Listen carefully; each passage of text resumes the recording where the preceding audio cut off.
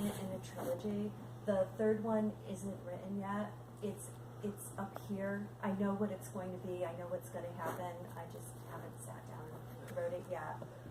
I was meeting a girlfriend out for dinner, and this was, oh gosh, 6 years ago, 7 years ago. And I'm sitting at a bar waiting for her.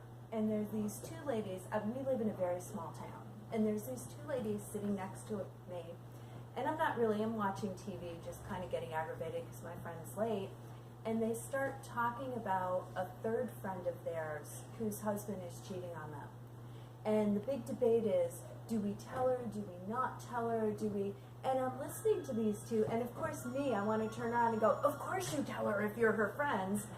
And then I started thinking, it's a small town, so what would happen if the whole town knew someone was having an affair?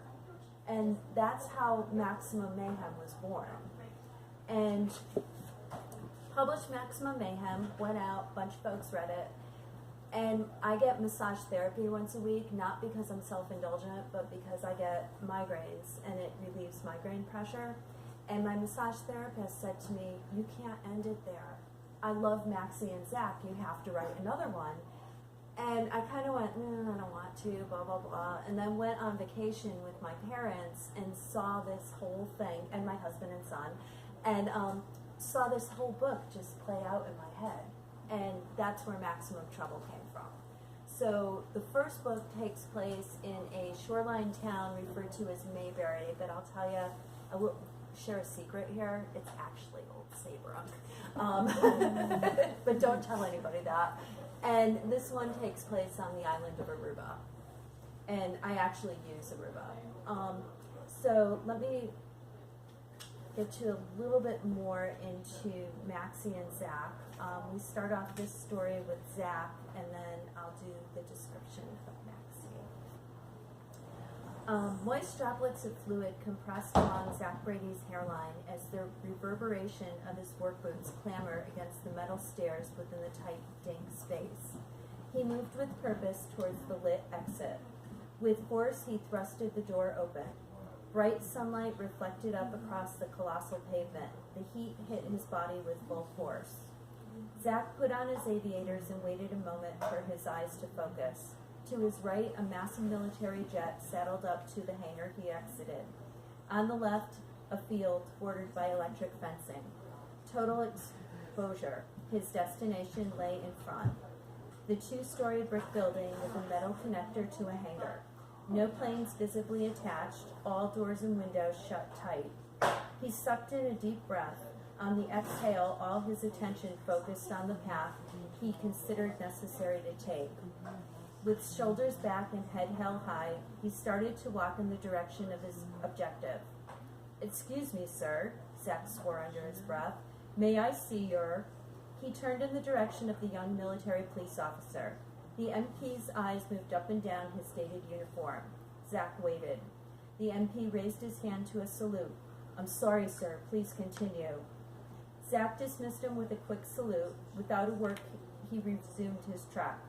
He turned back to catch the young shoulder speaking in his radio. From memory, his strides lengthened as his pace quickened. He hesitated a breath prior to opening the windowless metal door. Cold air refreshed his wet face. Bumps developed on his neck with a chill replacing the heat within his body. He allowed his thoughts to drift to Maxie and her family. Once again, he needed to get her out of a jam. He did a quick scan of the room as Maxie's smile entered his brain. The dentist's office arranged around a perimeter broke only to reveal a door with a phone. He crossed the room in 2 strides, picked up the phone. A woman's voice garbled through the handset. "State your business," she barked. "I need to see the Admiral now." His request returned with silence. Zach waited as the shadows moved behind a large mirror on the wall adjacent to the door. His heartbeat increased. He turned back to the door outside. He silently counted seconds. One glance went to his wrist armor, C28, to note the actual time. Knowledge gave him 3 minutes. Experience brought the number to 2. Another shadow joined the group. He had been on the opposite side of the mirror many times. On the other side, this group held a debate on what to do next. His situation could only go in two directions.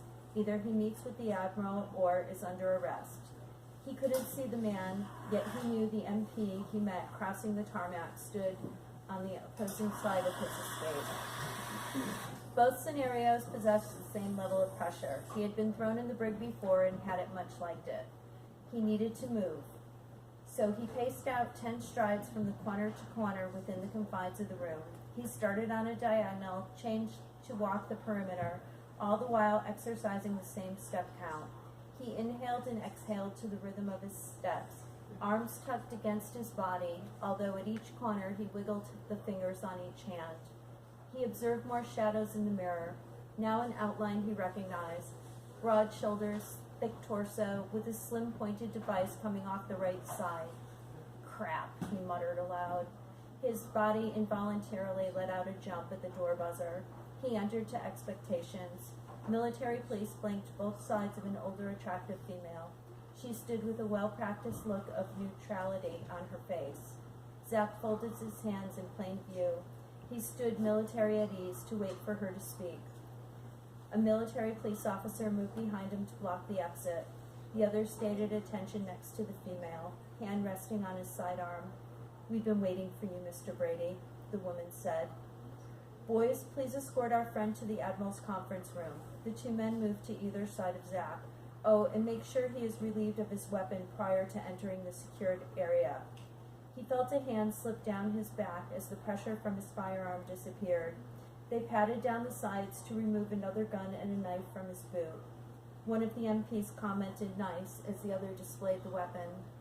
The mystery woman left through an inconspicuous door on the left. "This way, please," one MP points towards the more prominent door. In the mirror, the reflection, the officer stood behind him, his weapon by his side. He acknowledged the directive with a nod to proceed. "Today must be your lucky day," one of the MPs said. "I hope so," Zach replied. "I sure hope so." So from there, it jumps over to Maxie, who's sitting on a beach in Aruba, and she went down with her son, Rick, and her parents, Rich and Ev, and basically her father holds court every day on the beach. So you have a group of retirees that get together, and they solve all the world's problems. That's their directive. So off in the middle of this beautiful beach, you look out on the horizon, and there's a dark gray military boat with no markings sitting off the coast. And I don't know how many people have been to the Caribbean, but usually in the Caribbean you see these luxurious cruise ships. You don't see military vessels. So Maxie shows up at the beach, and she points this out to her father, and her father is kind of brushing her off. And they make a joke that Chavez wants the ABC Islands, which are Aruba, Bonaire, and Carago, back from the Dutch, because the Dutch took them away from Venezuela. And that's the big gossip on the island. So we jump in, and Maxie says, "Either way, it makes no sense. Seriously, why would any military ships be in the waters off Aruba?" This was her first real vacation since the fiasco with her ex-husband, John. Her parents decided to fly Maxie and her son, Rick, down to Aruba to join them for the last week of vacation. It took over a year for Maxie to settle the estate since the murder of her ex predated her divorce proceedings. None of the paperwork ever got filed. First came the investigation, where she needed to be cleared of murder. Once the investigation evidence proved she didn't contract for John to be killed, the trials were scheduled for all parties involved. After all got settled, the famous Gert Fontaine extortion trial began, where she was a key witness. Her mother, as usual, thought Maxie trusted the wrong people. "Maxie should have known better," became her new mantra. Her head hurt from eye-rolling each time her mother pointed this out to anybody who would listen. There still is, as her parents hoped, the Zach Brady situation. For some reason, her parents wanted to see her married. Even though her and Rick had a good life on their own, Maxie shivered as Zach's face popped up. They dated on and off during and a little after the trial. He stayed close, yet something was off. Maxie wondered if genuine feelings for her existed or he needed to protect his star witnesses. Their dates consisted of lunches in between sessions with lawyers to prep Maxie on what to expect from the defense. They even had told her how to answer questions. Maxie's hand rubbed against her lower lip. Maxie, her dad shrugged his shoulders as he reached for a cigarette. You spend too much time thinking about stuff that just is. Maxie shrugged it back in his direction. She walked down towards the water. The hot white sand slightly burned her raw feet. She should have gone for a pedicure.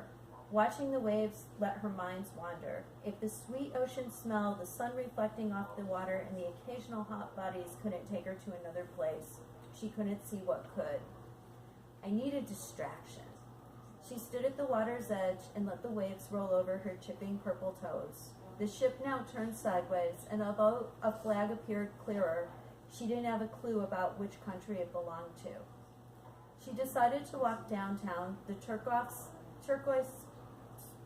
surf, ooh, that was awkward, splashed as she moved. Along the shore sat parents surrounded by young children, building sandcastles. Teenagers played volleyball or lay in the sun, moving their heads to a beat only they can hear. Couples held hands and walked, gazing into each other's eyes. Every once in a while, she'd notice someone who would remind her of Zach.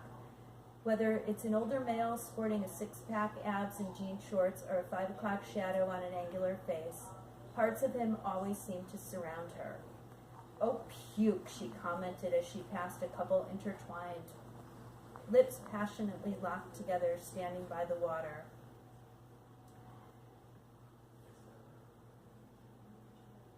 Keep going? Sure. Yeah, I'm sorry. I should have put a timer on me. I I'm lose total totally track of time when I talk. So okay. You're at about 12. So I'm sorry. You're about 12. Okay, cool. Yes, you got you. Thank you. So she keeps going down, and where does she get to? Okay.